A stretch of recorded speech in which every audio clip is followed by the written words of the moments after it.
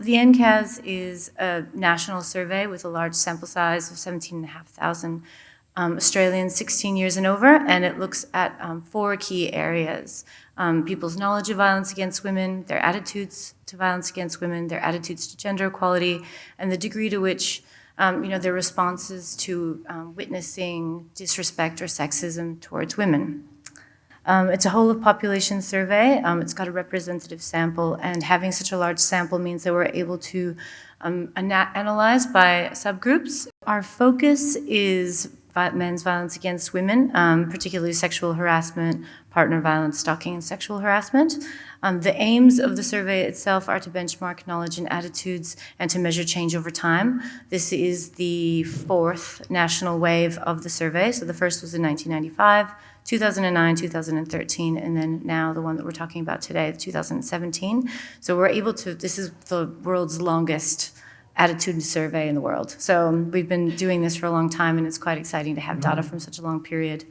One of the other aims of the survey is to strengthen our understandings of what actually predicts people's problematic attitudes to violence against women. So we look at demographic factors, attitudinal factors, contextual factors, like whether you hang out with mainly men or women, for example, to see how much those actually predict attitudes. So we strengthen that understanding.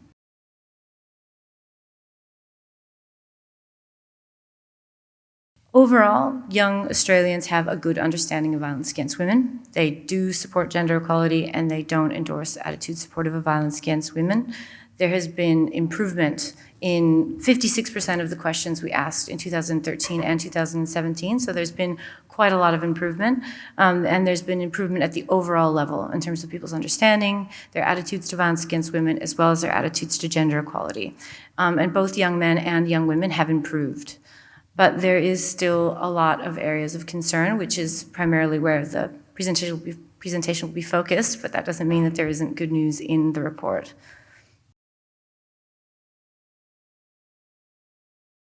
In terms of the cohort differences, which I think is an important place to start with the findings, there are actually very few differences between those aged 16 to 24 and those aged 25 to 64. So although a lot of people might think, oh, young people now are so much better, or they think, oh, young people today are so bad, it's actually, they're very similar to the general population in terms of the differences. There are some differences, but there aren't a great deal of differences. So it's an important thing to remember when I'm thinking about the findings, and particularly going, well, maybe there's not a lot of differences, but how are these playing out differently for young people in the context that they live in and grow up in their day-to-day lives? One of the areas that we did find a difference, though, was in young people had a tendency to be less likely to recognize non-physical forms of abuse as forms of violence against women or domestic violence. So that's one of the kind of key areas, is just in that level of understanding. While young people are concerned about sexism and abuse, they're also less likely to say that they would or would like to act than those aged 25 to 64. And if you're looking at this going, we're 65 plus, well, they were generally worse than the other 2 age groups. And young men across most of the measures have worse attitudes than young women. And that's in line with the general community as well.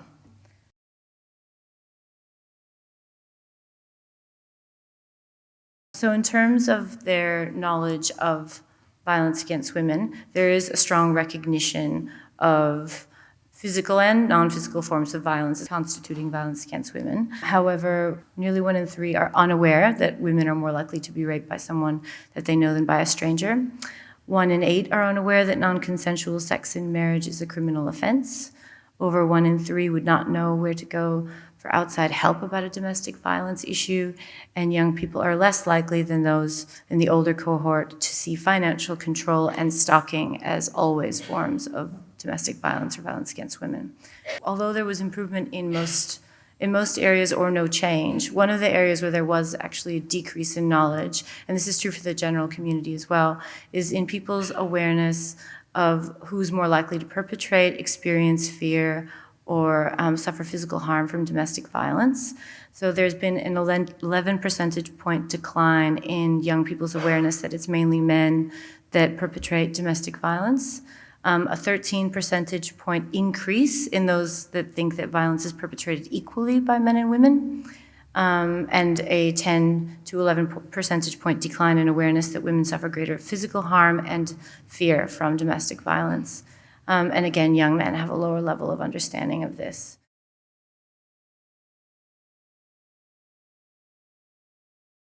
Overall, I think just to reiterate what Violeta talked about at the outset is that there has generally been an improvement in young people's attitudes since the last survey, and so there is a good news story there that young people have a high level of support for gender equality. And of course that suggests that a lot of the good work that everyone is doing in different levels of government and the community sector is cutting through and having, I think, some sign of that change that we want to see more broadly in the community and with young people in particular. But part of what we did in this wave of the NCAS was to really strengthen the questions that we asked about gender equality. So some of you that may be familiar with the history of NCAS, in the previous waves of the survey, we only had 8 questions in relation to gender equality. It was certainly a very strong start, but we've added a whole range of further questions that really unpack the nuance of people's understandings of gender equality and allow us to actually measure and will allow us in future waves to track which parts of our understandings of gender equality might we be making progress, and in which parts of our understandings of gender equality might we still need to make some further concentrated effort. These are directly mapped to the Australian policy framework and to Change the Story as the national primary prevention framework for violence against women and their children in Australia. And so they sit behind these elements of gender equality, sits a very robust evidence base in relation to the key drivers of violence against women. And that's why, of course, it's so important that we can track these at that community level. So rejecting male peer relations that involve aggression and disrespect towards women. Examples of this sort of attitude: people think that it's okay for men to want to appear to be in control of a partner, particularly when they're in front of their male friends, and attitudes towards joking about violence against women or making sexist jokes about women, again, particularly in those male peer groups. Rejecting rigid gender roles, stereotypes and expressions. This includes ideas about men and women being naturally suited to having different roles in relationships. So, for instance, the idea that if a woman earns more than her partner, it's not good for a relationship, or that when a couple start dating, the woman should not be the one to initiate sex, for example. We also ask questions about support for women's independence and decision-making in public life. This includes the idea that in the workplace, women are just as capable as men as being bosses, for instance, or holding positions of power within the community, or being effective political leaders. We ask questions about promoting women's independence and decision-making in private life as well. So particularly interested in people's attitudes around whether women, for instance, can have equal control in relation to decisions made in a relationship, or whether people have attitudes about who gets to have that sort of decision-making in interpersonal relationships. And finally, we also ask a set of questions around people's recognition that gender inequality is still a problem in the Australian community. And for those of you, again, who are familiar with the development around this in both Change the Story and in the main NCAS report, the shorthand way that this sometimes gets referred to is backlash. So we might see attitudes in this area, for instance, that actually show a denial that gender inequality is a problem, or that show some sort of antagonism towards the efforts that are being made to address gender inequality within our broader community. What we're seeing is that there are improvements since the last survey, but there are a few areas of concern that we just wanted to highlight for you as well. One of those areas is in fact in this so-called backlash area. It's around the recognition that gender inequality continues to be a problem. So we found, for instance, that almost half of young Australians believe that women mistakenly interpret innocent remarks or acts as being sexist, that 45% believe that many women exaggerate how unequally women are treated in Australia, and that 29% believe women fail to appreciate all that men do for them. Another key area in which there's still a bit of room to change is around promoting women's independence and decision-making in private life. And so we found, for instance, that 17% of young people believe that men should take control in relationships and be the head of the household, and 31 believe that that's actually women's preference for men to be in charge of a relationship.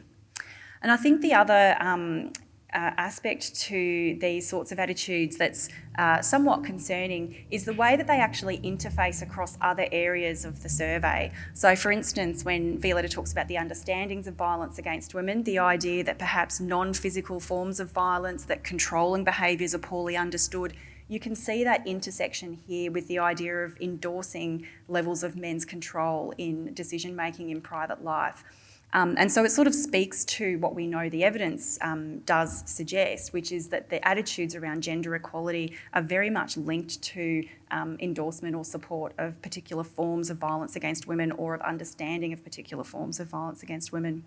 The last aspect to the gender equality findings that I just want to briefly highlight, and this actually is very similar to the trend that we saw across the main community sample, is that while there was support generally for gender equality, we see some marked differences in the support for public areas of gender equality as compared to those private life areas of gender equality.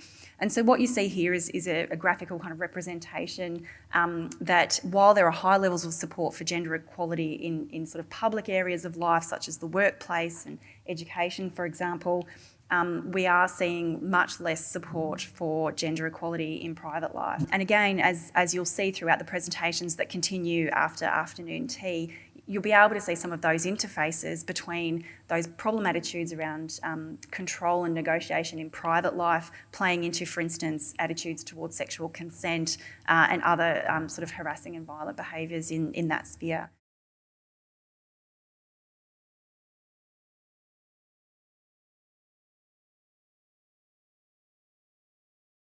We have identified these four themes into which attitudes supportive of violence against women fall. It's also important to note we have arrived at, over many, many years of working on NCAS, and the privilege we had in 2017 and why this very long life survey is really quite an achievement for Australia, is that we were able to actually confirm these through a statistical method called factor analysis, which I'm not going to bore you with now, but essentially these themes and the themes in the gender equality component have actually been confirmed using data from the whole Australian population. So that's quite an achievement.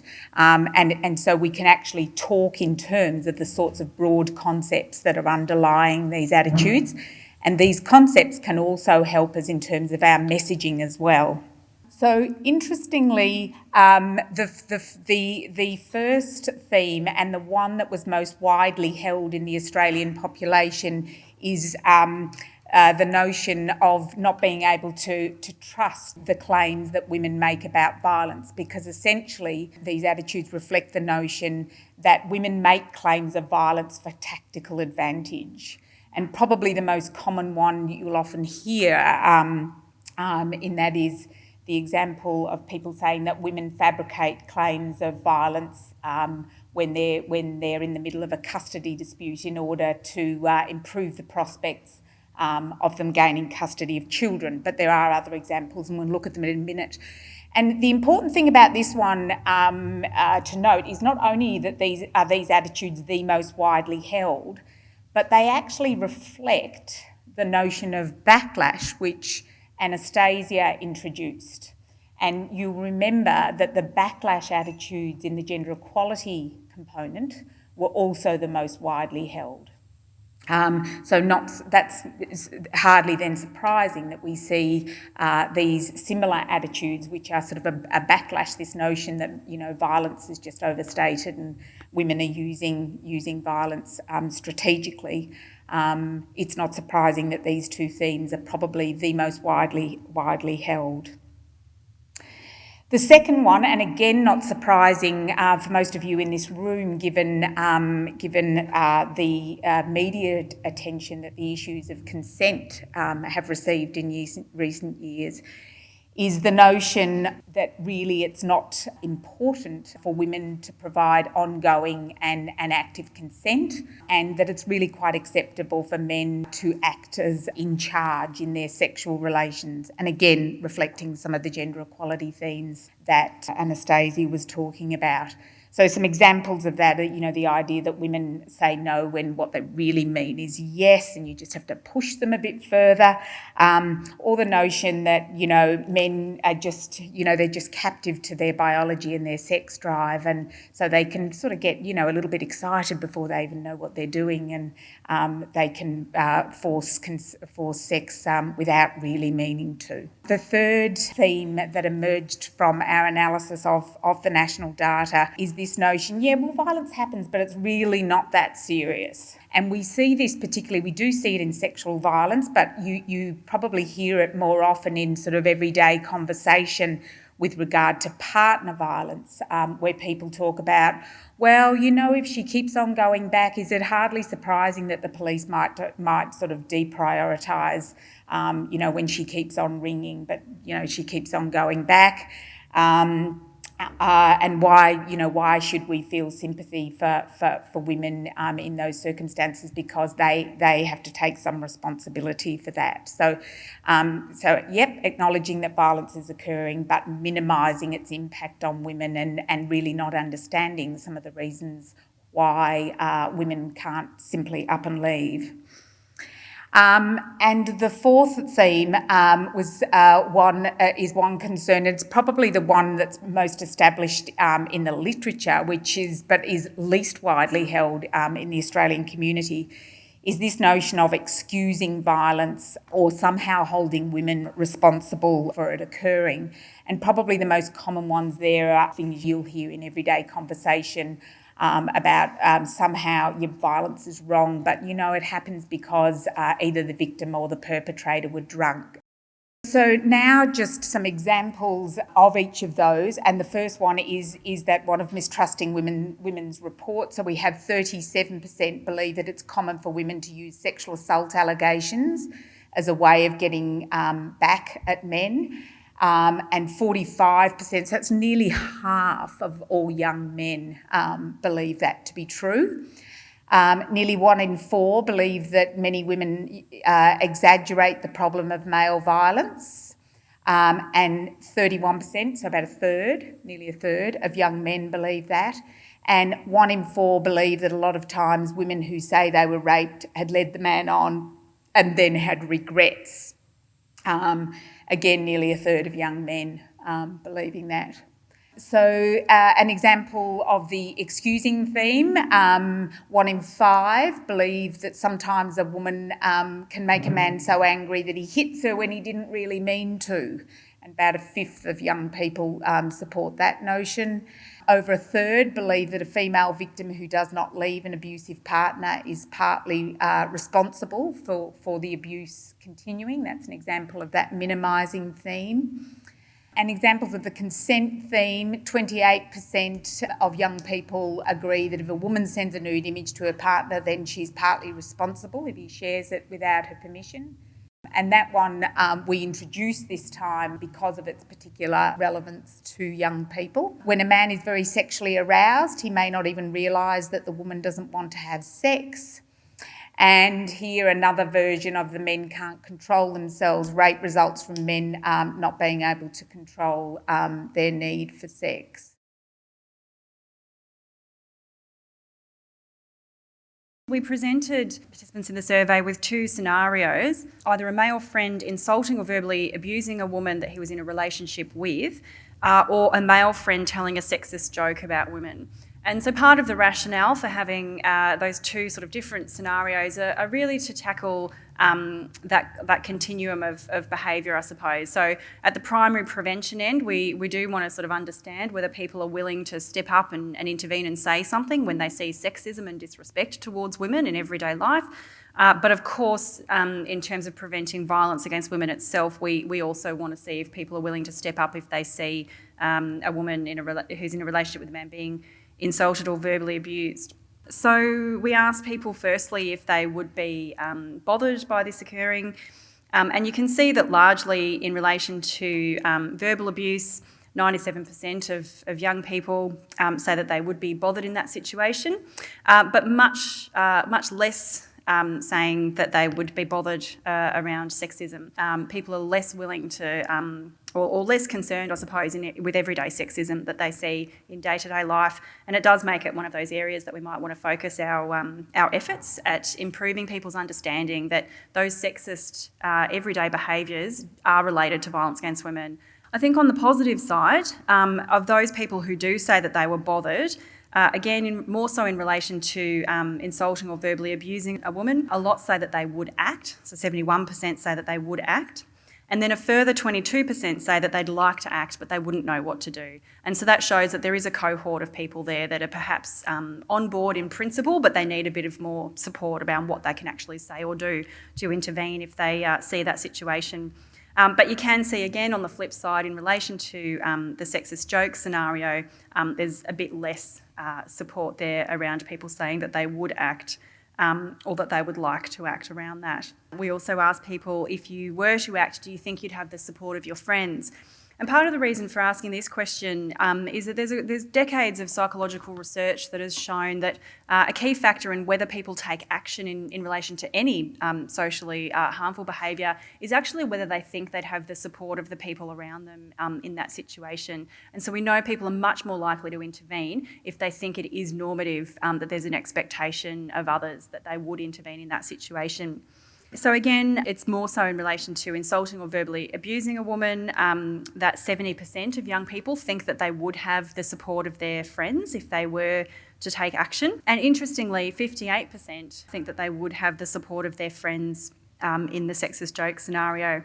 In terms of some of the concerning results, I mean, as I've mentioned, I think overall what it shows is that we do still have some work to do, particularly with young people, around that understanding that everyday sexism and disrespect towards women is still a problem, and that it is linked with violence against women, and that if we're serious about trying to change those underlying attitudes and behaviours in our community, then we need to be able to step up and say something when we see that everyday sexism and disrespect.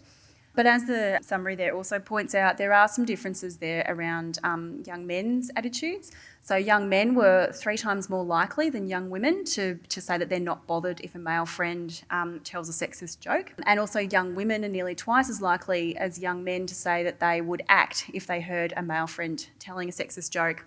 And I think what some of that gender difference really points to there is partly the role of male peer relations in particular, which we know again from the research that there's a lot of work saying that the importance of men being able to step up and say something when they're in a male-dominated environment is particularly important and useful for challenging these attitudes of sexism and disrespect. But also that unfortunately what the data suggests there is that young women continue to bear an unfair portion of the burden of intervention in relation to violence against women and sexism and disrespect. And of course, what we would like to see is further engagement by young men in actually participating in challenging those behaviours and attitudes where they see them.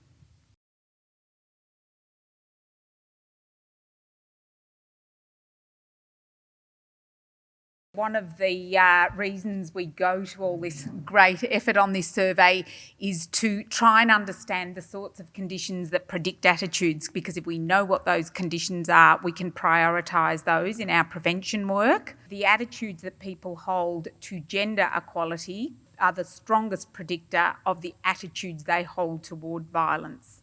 So this is again confirming this notion that underpinning attitudes and cultures around violence against women are attitudes and cultures toward how we view the roles of men and women. The second strongest predictor is the extent to which people understand violence against women as more than physical violence. So some of the things that Violeta and Anastasia were referring to before about this notion of control and whether or not it is legitimate for men to exercise control in a relationship. So the more people just see violence against women as physical violence only and not those other things, the more likely they are to hold attitudes supportive of violence against women. In this round of the survey, we also included a measure of discrimination against people not only on the grounds of gender, but on the grounds of ethnicity, Aboriginal and Torres Strait Islander status, sexual preference, disability, and I think I've covered the list, haven't I? Yes, so a measure of the extent to which people hold those other forms of discrimination. Again, we found this was the third strongest predictor of holding attitudes toward violence against women, and that's important for two reasons. One, it's telling us that there is something common underlying both of those attitudinal dispositions, and that there is some common cause between those 2 points of view. But it's also significant in the sense that what we have known for quite some time is that if women have it hard in relation to attitudes toward violence against women, then women who suffer multiple forms of discrimination have it doubly hard. And this is certainly telling us that. Fourth most common contributor is another new measure that went into the survey, and that was looking at if one holds attitudes that support violence in general. So, for instance, if they think that corporal punishment of children is just fine, thank you very much, or if they are quite comfortable about seeing violence, gratuitous violence in the media, would they also support attitudes toward violence against women? And again, yes, we find that it is the fourth strongest predictor of holding attitudes toward violence against women. What we have to be very careful of there, though, because is that, you know, I think that there are a lot of, there's a sort of a strong push for the notion that we can deal with violence against women under the general umbrella of dealing with violence, with public violence. And I think what this graph tells us is that that really will not cut the mustard on the prevention of violence against women. So certainly your attitudes toward violence in general are relevant, but we would say that what that graph is telling us is that we need to address those attitudes in concert with attitudes toward gender equality. So it's not an either and or, it's absolutely a both.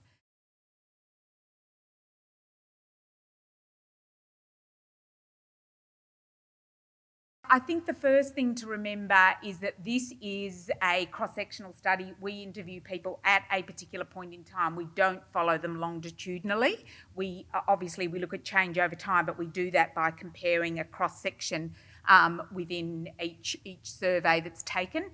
And as all of you who've done Psychology 101 will know, correlation does not necessarily mean causality. And there are a number of other limitations of the survey, and they're outlined in the final pages of your publication. That said, this is an enormous sample. 17,500 is sufficient to get a representative sample of the Australian population. So we don't want to be talking the methodology of the survey down too much, because it is in fact a very rigorous piece of work. So I think we've all said all along, lots of good news in this survey. We say, yep, cautious optimism, but let's not get complacent around attitudes or around the issue, because as you know, we still have yet to see these translate into reductions in the prevalence of violence. We also know the temptation whenever we talk about attitudes, I hear this coming out, particularly out of the mouths of politicians, is if we just change attitudes, everything will be fine. And of course, attitudes are just a reflection of everything else that's going on. So attitudes are an important focus, but it's the everything else going on that shapes the attitudes that needs to change. So really important that we don't focus too much on attitudes, that we see them as a barometer or a sort of a litmus test rather than the end game, if you like. There is still, I think, in this survey and the wider literature, good arguments to focus on young people and their environments themselves. And one is that, as Anastasia said, one of the theories about attitudes to violence and sexism is that young people are going to have the most liberal attitudes, and that isn't borne out by our survey. So they're actually sort of a bit disappointing theoretically. So we still need to be working on that. What we know is that violence experienced when people are young has implications into the life course and more prevalent among young people, and men are more likely to perpetrate when they're young. But more positively, working with young people gives us a really good foundation for them to grow up with positive attitudes about gender, and of course that's and violence, and that's not good only for reducing violence, but a whole range of other things. As we said before, focus on gender equality is absolutely affirmed by this survey, with the focus on the denying gender inequality is a problem. And of course, in working with young people, I am absolutely telling Granny how to suck eggs here, the importance of using approaches that work for young people, so peer-led approaches particularly, and of course using a gender transformative approach based again on the survey findings.